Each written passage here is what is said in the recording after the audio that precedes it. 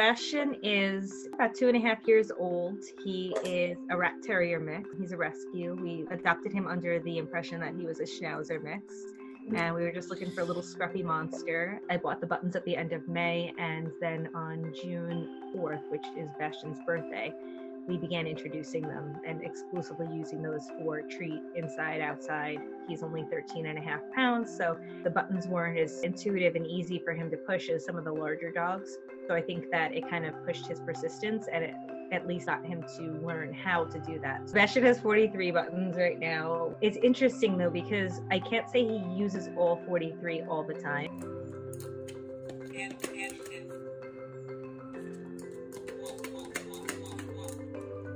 you want? You want a treat?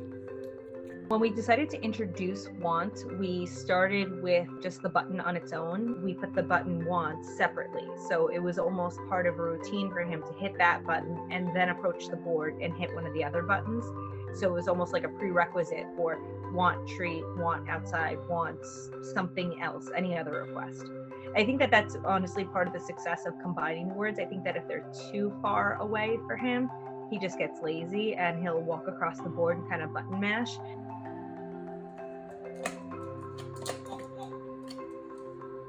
This was one of the first words that we taught him that really kind of elevated his language into 2-word sentences. We wanted to add the word want so that we could continue to build on his success. So adding his name and saying Bastian want treat or Bastian want outside would continue to build and develop that language and hopefully lead to more complex thoughts and sentences.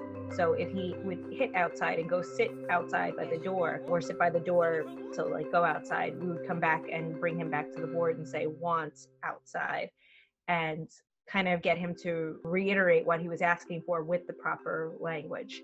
It took him about, I'd say, 5 days to really start to use the word want on his own. Initially, it was a lot of our persistence and insistence that got him to use want, and a lot of copycat modeling where we point to want and then we point to the button he's asking for, which we still have to do occasionally.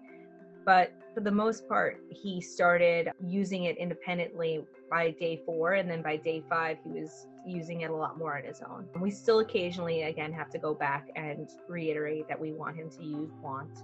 At least at this point, I believe he knows what it means. If we say, do you want? He gets excited before we even go into whatever the next word is because he knows that that's like a command for him.